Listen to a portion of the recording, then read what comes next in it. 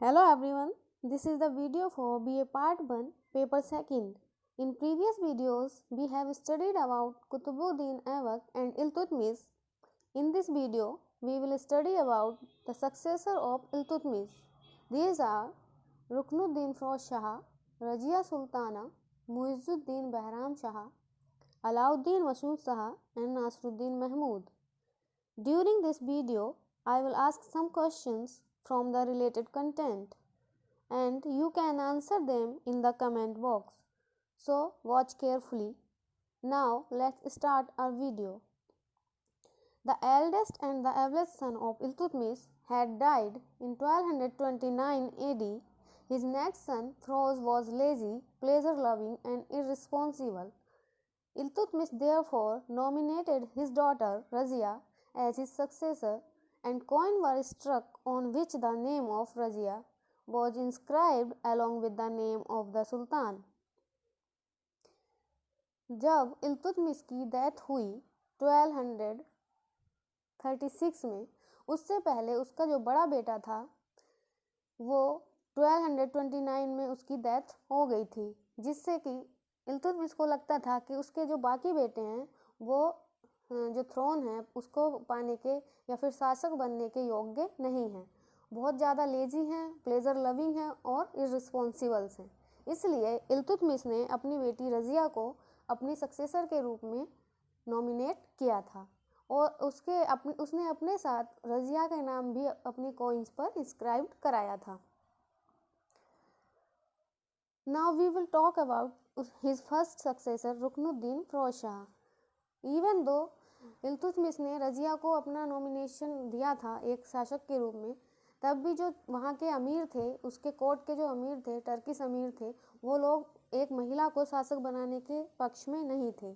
इसलिए उन्होंने क्या किया, जब इल्तुतमिश की डेथ हुई 1236 में, तो उन्होंने रुकनुद्दीन फिरोज शाह को, जो उसका बेटा था, उसको ज़बरदस्ती थ्रोन पर बैठा दिया।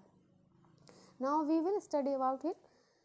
After the death of Iltutmish, Firoz Shah succeeded and throne of Delhi in 1236. His mother Shah Turkan was a clever and intriguer lady and could enlist the support of Wazir Nizamul Mulk Muhammad Junaidi and the provincial governor who had gathered at Delhi after the campaign in the northwest with Iltutmish. But the reign of Firoz proved short-lived. The governor of Lahore, Alauddin Jani, and the governor of Multan, Saifuddin Kuchi, revolted against him.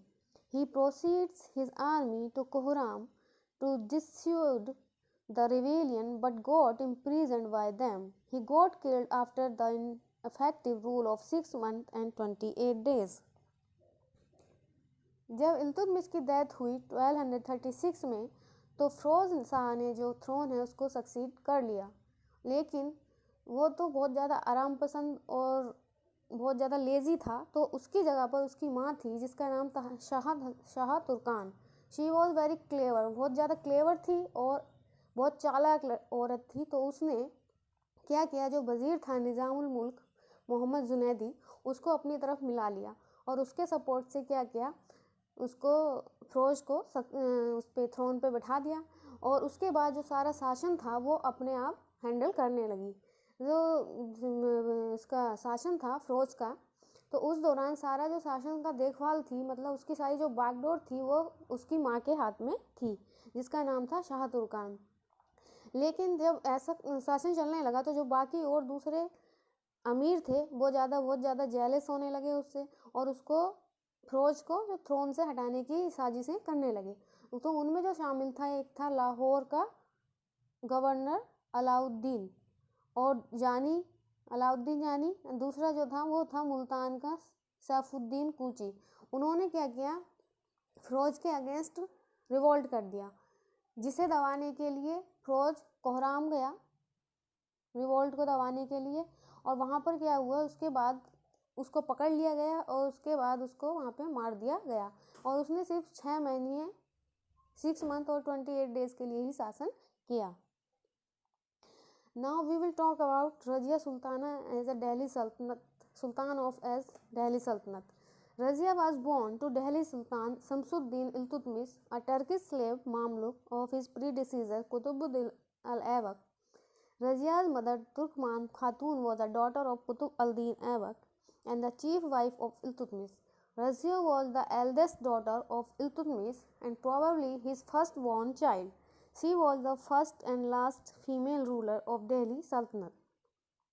Razia जो थी वो इल्तुतमिश की बेटी थी और उसकी माँ का नाम तुर्कमान खातून था जो कि कुतुबुद्दीन ऐबक की बेटी थी और ये इल्तुतमिश की चीफ वाइफ भी थी। रज़िया शायद कहा जाता है कि शायद इल्तुतमिश की सबसे बड़ी बेटी थी, फर्स्ट बोर्न चाइल्ड थी और वो दिल्ली सल्तनत की पहली और आखिरी शायद महिला सुल्तान थी। A daughter of Mamluk Sultan Shamsuddin Iltutmish, Razia administered Delhi during 1231 to 1232 when her father was busy in the Gwalior campaign.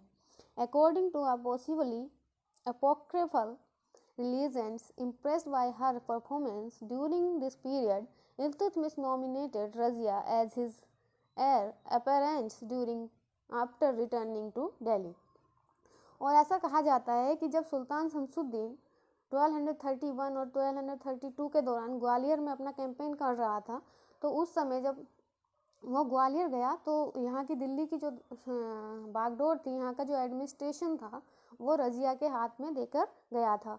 तो जब वो वहाँ पर था तो रज़िया ने दिल्ली के जो एडमिनिस्ट्रेशन है वो बहुत अच्छी तरह से चलाया, जिससे कि जो इल्तुतमिश जब वापस आया तो वो उसको बहुत ज़्यादा हैप्पी हुआ और खुश रहा। उसके बाद उसने क्या किया, रज़िया को अपना सक्सेसर के रूप में नॉमिनेटेड कर दिया और उसका नाम अपने नाम के साथ कॉइन्स में भी लिखवाया। Sultan of Delhi reign 1236 to 20 अप्रैल 1240, predecessor Ruknuddin Firoz, successor Muizuddin Bahram, died 15th October 1240, Kaithal, Delhi Sultanate. Burial Bulbul Khana near Turkman gate, Delhi. Spouse Ikhtiyaruddin Altunia. Titles sultan Raziyat ud Duniya व Uddin. Ascension of the throne. Now we will study about that how she got ascension of the throne.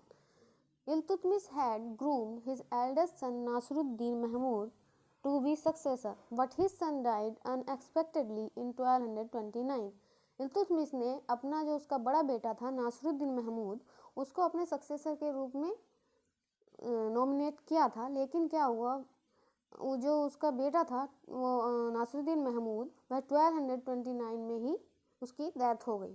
जब वो Mongol से fight करने गया था तो वहाँ पर उसकी डेथ हो गई। According to historian Minhaj Siraj, Iltutmish believed that his other sons were absorbed in pleasurable activities and would be incapable of managing the state affairs after his death. और मिनहाज सिराज जो है एक हिस्टोरियन है, वो स्टेट करता है कि जो इल्तुतमिश था उसका विश्वास था कि उसके सारे जो सन हैं वो बहुत ज़्यादा प्लेजरेबल एक्टिविटीज़ में डूबे हुए हैं और वो लोग स्टेट अफेयर्स को मैनेज करने में कैपेबल नहीं होंगे शायद वो उसकी डेथ के बाद। So Iltutmish decided to name her has successor. Iltutmish ordered his officer Mushrif e Mamlakat Tajul Mulk Mahmud Dabir to prepare a decree naming Razia as the heir apparent. So Iltutmish ने डिसाइड किया, उसने अपने जो उसका ऑफिसर था मुशर्रफ ए मामलकात ताजुल मुल्क महमूद उसको ऑर्डर दिया कि जो रज़िया है उसको अपना मतलब क्या कहते हैं उसको अपना उत्तराधिकारी करने के लिए उसको ऑर्डर दिया कि वो उसके आगे की जो उत्तराधिकारी होगी वो रज़िया बनेगी। However, after Iltutmish's death, the nobles unanimously appointed his son Ruknuddin Firoz as the new king. लेकिन जो वहाँ के नॉवल्स थे, जो उसके दरबार में जो टर्किश अमीर थे, जो नॉवल्स थे वो बहुत उससे ज़्यादा बहुत खुश नहीं थे। लेकिन जैसे ही इल्तुतमिश की डेथ हुई उन लोगों ने क्या किया, सब ने मिलकर रुकनुद्दीन को नए राजा के रूप में अपॉइंट कर दिया। Ruknuddin was not evil ruler and left the control of administration to his mother Shah Turkan. So he faced many rebellions. और रुकनुद्दीन जो था वो बहुत ज़्यादा अच्छा रूलर नहीं था, इफेक्टिव रूलर नहीं था, तो उसका जो पूरा एडमिनिस्ट्रेशन था, उसका जो पावर थी वो उसकी माँ के हाथ में चली गई, जिसका नाम शाह तुर्कान था, और इसलिए उसने बहुत ज़्यादा रेबेलियन फेस्ड किए. While Ruknuddin marched towards Kohram to fight the rebels, Shah Turkan planned to execute Razia in Delhi. At a congressional prayer, Razia instigated the general public against Shah Turkan. A mob then attacked the royal palace and detained Shah Turkan. Several nobles and the army pledged allegiance to Razia and placed her on the throne, making her the first female Muslim ruler in South Asia. Ruknuddin marched back to Delhi, but Razia sent a force to arrest him. He was imprisoned and probably executed on 19th November 1236, having ruled for less than 7 months. और जब रुकनुद्दीन अपना rebels को दबाने के लिए कोहराम गया हुआ था, फाइट करने के लिए रेबल्स से, तो शाह तुर्कान ने प्लान किया कि रज़िया को एग्जीक्यूट कर दिया जाए. उस टाइम रज़िया को पता चला, तो रज़िया ने क्या किया, प्रेयर की, धार्मिक प्रेयर की. और जब इल्तुतमिश था उसने एक रिचुअल बना रखा था कि अगर किसी को भी जस्टिस चाहिए होता था तो वो रेड कलर के कपड़े पहन के, और एक जंजीर लगा रखी थी, उसने घंटी लगा रखी थी, वहाँ पे घंटी बजाता था, उसके बाद उसको वहाँ पे जस्टिस दिया जाता था. तो रज़िया ने भी क्या किया, नमाज पढ़ने के बाद शाम को और रेड कपड़े पहन के वहाँ पे घंटा बजाया, और जो दिल्ली की जनता थी उससे वहाँ पे जस्टिस के लिए प्रेयर की. तो सारी जो जनता थी उन्होंने इकट्ठा होकर शाह तुर्कान के ऊपर धावा बोल दिया, और शाह तुर्कान को मार दिया गया, पकड़ लिया गया, और रज़िया को साउथ दिल्ली का राजा बना दिया गया, उसको राजा दिल्ली के थ्रोन पर बैठा दिया गया. और इस प्रकार जो रज़िया थी वो पहली साउथ एशियन मुस्लिम रूलर बनी.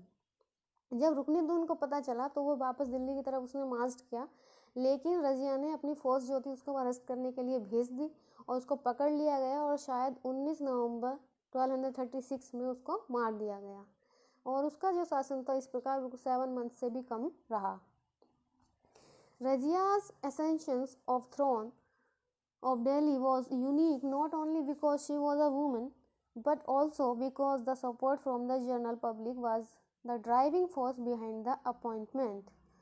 Public was the driving force behind the appointment. According to the 14th century text Futuh as-Salatin, she had asked the people to depose her if she failed to meet their expectations. और रज़िया का जो ascension था, यानी कि उसके जो ताज पाने की जो प्रक्रिया थी वो बहुत ज़्यादा यूनिक थी, क्योंकि अनोखी इसलिए थी, ना कि वो सिर्फ महिला थी, बल्कि इसलिए भी थी क्योंकि वो एक पहली ऐसी रूलर थी जिसको पब्लिक ने अपना राजा चुना था. और उसने एक 14th सेंचुरी की टेक्स्ट है फुतुह अस-सलातीन, उसमें कहा गया है कि उसने पब्लिक से कहा था अगर वो उनकी एक्सपेक्टेशंस पर पूरी नहीं उतरती तो वो पब्लिक को उसको शासन से उतारने का भी हक रखती है, पूरी public. Now we will talk about the oppositions to ascensions. When she got thrown, she faced so much oppositions. Nizamul Mulk Muhammad Junaidi, a Tajik non-Turkish officer who held the post of the Wazir Prime Minister since Iltutmish times, refused to accept her ascension. He was joined by 4 Turkish nobles who had also rebelled against Razia's predecessor Ruknuddin. These nobles included Malik Izauddin Muhammad Salari of Badaयूं, Malik Izauddin Kabir Khan Ayaz of Multan, Malik Saifuddin Kuchi of Hansi, and the Malik Alauddin Jani of Lahore. जब रज़िया सिंहासन पर बैठी, ताज पर बैठी, तब जो निज़ामुल मुल्क मोहम्मद जुनैदी था, एक ताजिक तुर्क था, ऑफिसर था, नॉन तुर्क ऑफिसर था, तो वो जो था वज़ीर था उस टाइम, प्राइम मिनिस्टर, यानी कि इल्तुतमिश के टाइम से, तो उसने रज़िया को राजा मानने से इनकार कर दिया, और उसने और जो 4 अलग दूसरे वज़ीर थे, मालिक थे या टर्किश ऑफिसर थे, उनके साथ मिलकर उसने उसको अपोज करना शुरू कर दिया। ये लोग थे Malik Izzuddin Mohammad Salari of Badaun, Malik Izzuddin Kabir Khan Ayaz of Multan, Malik Saifuddin Kuchi of Hansi and Malik Alauddin Jani of Lahore. When these novels marched against Razia from different directions, she sought help from Malik Nusratuddin Tasi, whom she had appointed as the governor of Awadh. However, shortly after crossing the Ganges on his way to Delhi, Tasi was captured by Kuchi's forces and died in captivity. और जब ये लोग चारों पांचों लोग मिलकर रजिया की तरफ मार्च करने लगे, ये सारे नॉवेल्स मिलकर, तो रजिया ने जो अपना वज़ीर नियुक्त किया था मलिक नुसरतुद्दीन तासी, उससे अपनी हेल्प के लिए डिमांड की। जो गवर्नर था, अवध का गवर्नर अपॉइंट किया था उससे। लेकिन जैसे ही वो जा रहा था उसकी मदद करने, नुसरतुद्दीन तैसी रजिया की मदद करने जा रहा था, जैसे ही उसने गंगा को पार किया, उसके बाद उसको कैप्चर कर लिया गया कूची की फोर्सों के द्वारा और उसको मार दिया गया। Razia then led an army out of fortified city of Delhi to fight the rebel and set up the camps on the banks of the Yamuna river. After some indecisive skirmishes, the rebels' leader Muhammad Salari and the Izauddin Kabir Khan Ayaz decided to join Razia. और उसके बाद रजिया ने अपनी army को lead किया और दिल्ली के जो फोर्टिफाइड रेबल्स थे, फोर्टिफाइड सिटी दिल्ली सिटी की तरफ लीड किया और जो रेबल्स थे उनके खिलाफ लड़ाई की। उसके बाद उसने अपना जो कैंप था यमुना रिवर के बैंक के किनारे, यमुना रिवर के बैंक पर अपना एक कैंप सेट किया और कुछ छोटे मोटे विद्रोह के बाद जो लीडर मोहम्मद सलारी थे और रजाउद्दीन कबीर खान थे, वो रजिया के साथ मिल गए। Saifuddin Kuchi and his brother Fakhruddin were captured, imprisoned and later executed. और सैफुद्दीन कूची और उसका भाई फखरुद्दीन पकड़े गए और जेल में डाल दिए गए और उसके बाद मार दिए गए। Junaidi fled to the Sirmaur hills and died there, और जो जुनैदी था वो सिरमौर हिल्स की तरफ भाग गया और वहाँ पर मर गया। Alauddin Jani was killed at the Nakhawan blaze and his head was later brought to the Delhi, और जो अलाउद्दीन जानी था उसको नखावान ब्लेज के आसपास मार दिया गया और उसका सर जो था वो दिल्ली बाद में लाया गया। Now we will talk about the overthrow, the causes of the overthrow of Razia Sultan. Novels who supported Razia intended her to be a figurehead, but she increasingly asserted himself. For example, her initial coins were issued with her father's name, but by 1237 to 1238 she had started issuing coins solely in her own name. जो novels थे जिन्होंने रजिया को राजा बनाया, जो support किया, वो सोचते थे कि मतलब ये सिर्फ एक कठपुतली या पपेट के रूप में बनी रहे, बस सिर्फ एक बनी है, मतलब नाम की राजा बनी रहे और बाकी जो सारा काम है वो हम सब करते हैं। लेकिन क्या हुआ, रजिया जैसे ही राजा बनी, सुल्तान बनी, उसने अपनी जो पावर थी उसको इंक्रीज़ करना शुरू कर दिया। जैसे हम एग्जाम्पल के तौर पर देख सकते हैं, जो पहले के जो कॉइन्स थे, शुरू के कॉइन्स देखते हैं तो उसका नाम उसके पापा के नेम के साथ होता था कॉइन्स पे, लेकिन 1237 और 1238 के आज के बाद उसने अपना जो अपने सिंगल नेम से भी कॉइन्स को बनाना शुरू कर दिया, इशू करना शुरू कर दिया। However, later she started appearing in public dressed in traditional male attire, wearing a cloak kaaba and a hat khula. She rode elephants through the street of Delhi, making public appearances like the earlier sultan. और उसके बाद उसने क्या किया, अपना जो पोशाक थी, अपनी जो वेशभूषा थी, वो भी एक मतलब मैन की तरह, एक क्या कहेंगे उसको, ह्यूमन मेल अटायर उसने पहनना शुरू कर दिया। जैसे काबा क्लॉक पहनते थे, पूरा एक ऊपर का कपड़ा होता है पूरा ढकने का, पूरा शरीर का, ऊपर के बॉडी का, और हैट पहननी शुरू कर दी, कॉपी जैसे टोपी कुल्हा बोलते थे उर्दू में, वो पहननी शुरू कर दी। तो उसने पूरा अटायर जो था मेल अटायर शुरू कर दिया पहनना, और एलिफेंट्स पर वो रोड करने लगी, स्ट्रीट्स पर जाती थी, पूरी सड़कों पर, दिल्ली की सड़कों पर जाती थी अपनी पब्लिक अपीयरेंस दिखाने के लिए, जैसे कि पहले के सुल्तान किया करते थे। तो उसने पूरा सुल्तान की तरह अपना मतलब डेली रूटीन जो है वो अपनाना शुरू कर दिया। The post of Amir Akhur had previously been held by officer of Turkish origin and Yaqut was the Abyssinian origin. Therefore, Razia's Turkish officer resented this appointment. और उसने जो एक अमीर आखू यानी कि जो घोड़ों का देखभाल करने वाला ऑफिसर होता है उसकी जो पोस्ट थी उस पर याकूत को मतलब अपॉइंट किया था।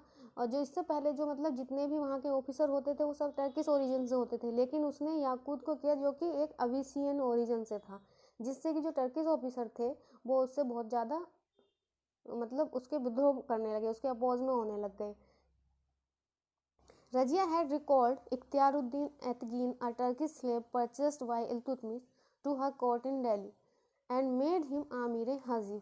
और उसके बाद रजिया ने क्या किया, जो इख्तियारुद्दीन एदकीन था, जो टर्किश स्लेव था, जो इल्तुतमिश ने उसको खरीदा था, उसको दिल्ली बुलाया उसने और उसको अमीर हाजिब नियुक्त कर दिया। She had also bestowed favor upon another slave of Iltutmish, Ikhtiyaruddin Altunia. और उसके अलावा एक और दास था इल्तुतमिश का, इख्तियारुद्दीन अल्तुनिया, उसको भी उसने बहुत ज़्यादा ग्रेट फेवर किया। Assigning him first the iqta of Baran, पहले उसको बरन की इक्ता दी, and then the iqta of Tabarhinda, और उसके बाद उसको तवरहिंद की इक्ता दे दी। However these two officers conspire with other Turkish officer to overthrow her while she was away on the Lahore campaign. और जबकि उसने इन लोगों को मतलब अच्छी पोस्ट दी, तब भी उन लोगों ने क्या किया, दूसरे जो टर्किश अमीर थे उनके साथ मिलकर उसको थ्रोन से हटाने के लिए कंस्पायरिंग की। Razia arrived in Delhi on 3 अप्रैल 1240, और रजिया दिल्ली में 3 अप्रैल 1240 को पहुंची, and came to know that Altunia had rebelled against her in Tabarhinda. और जब वो दिल्ली पहुंची तो उसे पता चला कि जो अल्तुनिया है उसने तवरहिंद में उसके खिलाफ विद्रोह कर दिया है। Unaware that other nobles in Delhi had joined Altunia in the conspiring against her, Razia marched towards Tabarhind and 10 days later, and at Tabarhinda the rebel force killed her loyalist Yakut and imprisoned her. और उसको पता नहीं था कि मतलब जो दिल्ली के Turkish हैं, टर्किश नॉवल्स हैं, वो भी उसके अल्तुनिया के साथ मिल गए हैं, उसको पता ही नहीं था। और जिससे कि वो क्या, उसने क्या किया, तबरहिंद की तरफ मार्च कर दी, वहाँ का रेबल दबाने के लिए, अल्तुनिया से मतलब लड़ाई करने के लिए। और जब वो तबरहिंद पहुँची तो जो उसका लोयल था याकूत, अमीर आखूर था, उसको मार दिया गया, और जो रजिया थी उसको जेल में डाल दिया गया। Partnership with Altunia and death. Now after got imprisoned, Razia thought that if she will got partnership with Altunia, it will be beneficial for her. So, after deposing Razia, the nobles at Delhi had distributed important offices and iktas among themselves, ignoring claims of Ikhtiaruddin Altunia, who had arrested Razia at Tawarhinda. After Adgin's death, Altunia lost all hope realizing any benefits from Razia's overthrow and decided to ally with her. और जब रजिया को वहाँ पे अल्तुनिया ने तवरहिंद में कैद कर लिया, वहाँ पर दिल्ली सल्तनत में क्या हुआ, जो वहाँ के नॉवल्स थे उन्होंने सारी जो इक्ताएँ थी आपस में बांट ली। पहले तो क्या किया था, नॉवल्स ने और अल्तुनिया का आपस में कॉन्ट्रैक्ट हुआ था कि मतलब मैं इसको पकड़ लूँगा, कैद कर लूँगा, उसके बाद मतलब मुझे भी हिस्सा मिलना चाहिए। लेकिन क्या हुआ, वो तो तवरहिंद में था, तो जो नॉवल्स थे दिल्ली में उन्होंने आपस में अपनी अपनी इक्ताद और अपनी जो पोस्ट थी वो आपस में डिस्ट्रीब्यूट कर ली। और जब अल्तुनिया ने ये देखा कि उससे तो इसको, उसने रजिया को मतलब अरेस्ट किया है, उससे उसको तो कोई बेनिफिट ही नहीं हो रहा है। और जब एदगिन की डेथ हो गई उसके बाद तो अल्तुनिया की जो होप थी थोड़ी बहुत भी बेनिफिट मिलने की, वो भी चली गई। उसने सोचा कि रजिया अगर ओवरथ्रो होती है, अगर उसको हटाया जाता है तख्त से, तो उसको कोई बेनिफिट नहीं मिलेगा। सो उसने क्या किया, रजिया से पार्टनरशिप करने के लिए अपना प्रपोजल रखा। Razia also saw this an opportunity to win back and throne and married Altunia in September 1240। और रजिया को भी, रजिया तो कैद थी उस समय, तो उसने सोचा कि अच्छा है मेरे लिए भी, उसको भी एक अपॉर्चुनिटी मिल गई कि मैं वापस से आज़ाद हो जाऊंगी और वापस से मतलब थ्रोन को पा सकती हूँ। तो उसने क्या किया, अल्तुनिया से पार्टनरशिप की और क्या उससे शादी कर ली 1240 में। The two were supported by some other disgruntled Turkish novels including Malik Karakash and Malik सराली। और उन दो को जो कुछ मतलब ऐसे मलिक थे जिनको मतलब वहाँ पे अच्छा पार्ट नहीं मिला था, भाग नहीं मिल पाया था दिल्ली में, उन लोगों ने भी उसको सपोर्ट किया। And this is the question for today, Who was appointed as the Amir-e-Akhur by Razia? You have to answer in comment box. Now, Altunia assembled an army which, according to Isami, included Khokars, Jats, and Rajput. In September-October 1240, Sultan Muizzuddin Bahram led an army against the forces of Altunia and Razia and defeated them on 14th October 1240. 14 October 1240. Altunia and Razia were forced to retreat to Cathal, where they were deserted by their soldiers and were killed by a group of Hindus. Razia was killed on 15th October 1240. According to Minhaj, Razia ruled for 3 years, 6 months and 6 days. Altunia asserted an army. Altunia ने क्या किया, एक army इकट्ठी की जिसमें खोकस थे, जाट्स थे and Rajput थे, और सितंबर और अक्टूबर 1240 के दौरान उसने मुइजुद्दीन बहराम शाह की तरफ आक्रमण करना शुरू कर दिया. मुइजुद्दीन बहराम शाह ने भी अपनी आर्मी इकट्ठी की और वो भी अल्तूनिया और रजिया के खिलाफ लड़ने आ गया. और उसने क्या किया, 14 अक्टूबर 1240 को 14 अक्टूबर 1240 को रजिया और अल्तूनिया की जो सेना थी साथ में उसको हरा दिया और उन्हें वापस कैथल जाने के लिए मजबूर कर दिया, जहाँ पर उन्हें सोल्जर्स के द्वारा पकड़ लिया गया और कहा जाता है कि कुछ हिंदू ग्रुप्स के द्वारा उनको मार दिया गया. रजिया वॉज किल्ड ऑन 15 अक्टूबर 1240 और रजिया जो थी वो 15 अक्टूबर 1240 को मार दी गई. कब मार दी गई, 15 अक्टूबर 1214. मिनहाज कहता है कि रजिया ने जो रूल किया वो 3 years 6 months and 6 days के लिए किया. कितने मंथ के लिए, 3 years 6 months and 6 days. And now this is the question, according to which historian Iltutmish nominated Razia as his successor? You can answer in the comment box. Now we will study about Muizzuddin, the another successor of Iltutmish.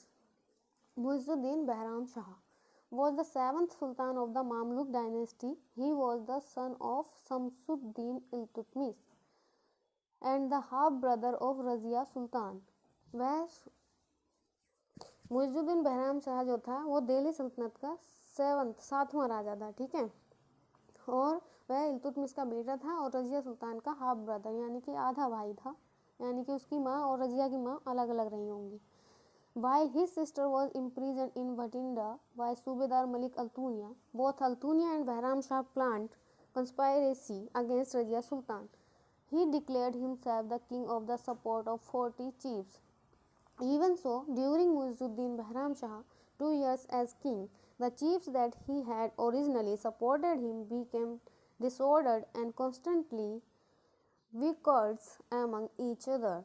It was during this period of unrest that he was murdered by his own army in 1242, died 15th May 1242. After his death, he was succeeded by his nephew Alauddin Masood, a son of his half brother Ruknuddin Firoz. और जब उसकी बहन जो अल्तूनिया था, भटिंडा का सूबेदार अल्तूनिया उसके कैद में थी, उस समय मतलब उन दोनों ने, अल्तूनिया ने और बहराम शाह ने दोनों ने प्लानिंग की थी रजिया के खिलाफ और उसको पकड़वाने की. तो उस टाइम उसने क्या किया, अपने आप को दिल्ली का राजा जो था वो डिक्लेयर कर दिया. किसकी सपोर्ट से, 14 चीफ्स की सपोर्ट से. जब उसने शासन किया वो भी सिर्फ वो 2 साल के लिए ही शासन कर पाया. जो उसके चीफ थे आपस में, जो उसको सपोर्ट कर रहे थे, वो आपस में ही लड़ने लगे, आपस में ही उनमें बहुत ज़्यादा भेदभाव हो गया था, मनमुटाव हो गया. और जब उसका शासन चल रहा था, उसके शासन के दौरान ही क्या हुआ, उसकी खुद की आर्मी के द्वारा 15 मई 1242 को उसको मार दिया गया, उसको मर्डर कर दिया गया. और उसकी डेथ के बाद उसका जो नेफ्यू था अलाउद्दीन मसूद शाह, रुकनुद्दीन का बेटा, उसने शासन को अपने हाथ में ले लिया. Now will talk about Alauddin Masud Shah. He was the son of Ruknuddin Firoz. वह रुकनुद्दीन फिरोज का बेटा था, son of sultan Iltutmish and Shah Turkan, जो कि रुकनुद्दीन फिरोज जो कि इल्तुतमिश और शाह तुर्कान का बेटा था, नेफ्यू ऑफ सुल्तान रजिया और रजिया सुल्तान का भतीजा था. After his predecessor, the uncle Muizzuddin Bahram Shah was murdered by army in 1242. After years of disorders, the chiefs choose for him to become the next ruler. और जब उसका अंकल मुइजुद्दीन बहराम शाह मार दिया गया उसकी आर्मी के द्वारा 1242 में, तो जो चीफ्स थे उनके द्वारा उसको राजा चुन लिया गया. However, he was more of a puppet for the chiefs and did not actually have much power of influence in the government. और ज़्यादातर वो जो था एक सिर्फ पपेट रूलर था, पपेट रूलर की तरह काम करता था, बाकी उसके हाथ में कोई ज़्यादा पावर नहीं थी. Instead, he became infamous for his fondness for entertainment and wine.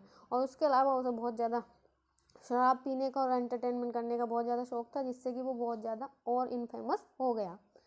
Like his predecessor, he was considered incompetent and worthless. और अपने जो उसके जो predecessor थे उनके तुलना में वो बहुत ज़्यादा इनकम्पिटेंट माना जाता था और बर्थलेस था, मतलब उसकी कोई वैल्यू नहीं मानी जाती थी. By 1246, the chiefs became upset with his increasing hunger for more power in the government and replaced him with his cousin Nasruddin Mahmud, 1246 to 66, grandson of Iltutmish through his son Nasruddin Mahmud. और जब वो उसकी rule के दौरान जो chiefs थे वो बहुत ज़्यादा उससे असंतुष्ट हो गए, उन्हें और ज़्यादा पावर के भूखे हो गए. वो उन्होंने क्या किया, उसको रिप्लेस कर दिया और उसकी जगह नासरुद्दीन महमूद जो इल्तुतमिश का ग्रैंडसन था उसको शासन पे मतलब सिंहासन पर बैठा दिया. Now we will talk about Nasiruddin Mahmud. Nasiruddin Mahmud Shah reigned 1246 to 1265, was the 8th sultan of the Mamluk Sultanate slave dynasty. He was the son of Samsuddin Iltutmish.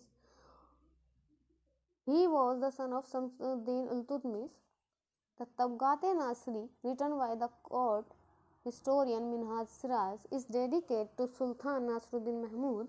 It is the only available contemporary source of history of his reign and thus undoubtedly the most reliable source. He ascended to the throne of Delhi Sultanate in 1246 at the tender age of 17th or 18th after the dispositions of Masood Shah.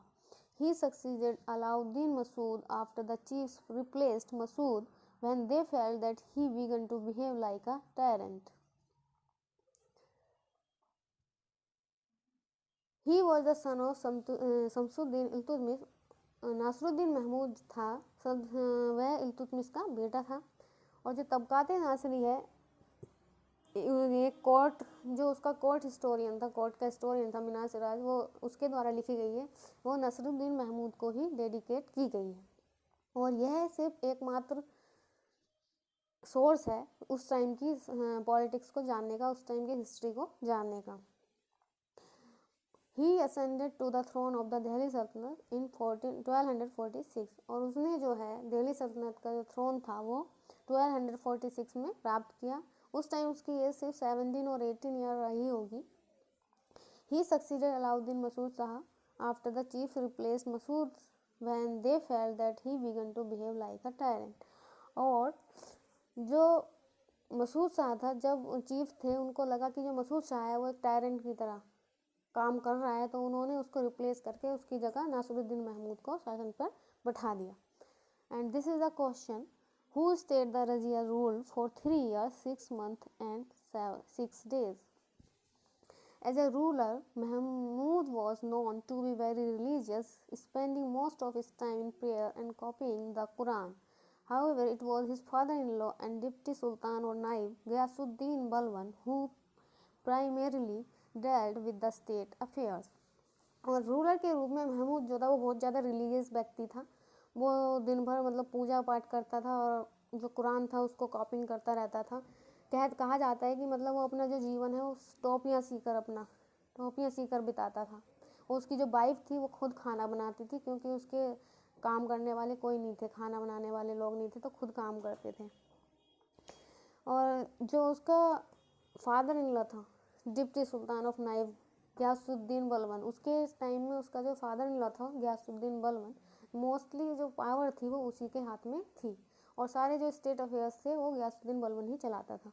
Minhaj state that he was the ideal ruler of the Delhi सल्तनत।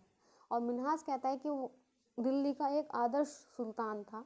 He called him सुल्तानुस सलातीन, और वह उसको क्या पुकारता है, सुल्तानुस सलातीन, सुल्तान उस सलातीन यानी कि आदर्श सुल्तान। In his book Isami states that he did not used to do any work without the consent of his Turkish officer, even drinking and sleeping। एक और दूसरा हिस्टोरियन है इसामी, वो बताता है कि जो नासरुद्दीन महमूद था वो अपने टर्किश ऑफिसर्स के कंसेंट के बिना कोई भी काम नहीं किया करता था, यहाँ तक कि उसका सोना और उसका पीना, खाना पीना भी उसके टर्किश ऑफिसर थे उनकी सलाह से ही होता था। After Mahmud's death in 1266, Balban 1266 to 87 rose to power as Mahmud had no children to be his heir। और जब महमूद जो था उसकी डेथ हुई 1266 में और उसका कोई भी उत्तराधिकारी नहीं था, कोई बच्चा नहीं था, तो जो बलबन था वह उसने क्या किया, थ्रोन पर कब्जा कर लिया और खुद राजा बन गया। Now this is a question, what was the name of Shah Turkan supporter वजीर? Who was the wazir who supports Shah Turkans? Name his, tell his name. Conclusion. Now we conclude that though we can say that all of the successors of Iltutmish Razia and Nasruddin Mahmud were the most important ruler of the Delhi Sultanate, as a ruler Razia ruled independently and tried to suppress the power of the Turkish Emir in the court, so she had to face numerous rebels। और conclusion के आधार पर हम कह सकते हैं कि जो भी हमने स्टडी की उसके आधार पर हम कह सकते हैं कि जो सक्सेसर थे इल्तुतमिश के उनमें सिर्फ रज़िया और नासरुद्दीन महमूद ही कुछ ज़्यादा इम्पोर्टेंट थे। रज़िया थी जिसने एक इंडिपेंडेंट शासक के रूप में काम करने की कोशिश की, ट्राई किया, और जो पावर थी टर्किश अमीरों की उनको दबाने का कोशिश की। इसलिए उसको बहुत सारा जो रेबल्स था, बहुत जो विद्रोह था टर्किश अमीरों का, उसका सामना करना पड़ा। Nasruddin was a puppet ruler of Turkish अमीर। नासरुद्दीन महमूद जो था वो भी एक पपेट रूलर था टर्किश अमीर का। During his rain Balban was the actual benefactor of the power. और उसके शासन के टाइम में जो बलबन था वही पूरी मतलब उसकी पावर थी उसका उपभोग करता था। बलबन मतलब राजा ना होते हुए भी राजा का जो छत्र था उसका प्रयोग किया करता था। ही वॉज द नायब और deputy sultan of the Delhi सल्तनत। उस टाइम वह नायब या फिर डिप्टी सुल्तान था दिल्ली सल्तनत का। After the death of Nasruddin Balban became the ruler of Delhi सल्तनत। और जब नासरुद्दीन की मृत्यु हो गई 1266 में 65 में, तो उसके बाद जो बलबन था वो दिल्ली सल्तनत का असली राजा बन गया। And this is the question, right the name of Iltutmish successor and you can answer in the comment box। So thank you very much listening me carefully, and you can give the answers in comment box, and you can like and subscribe this video if you like it। Thank you very much again।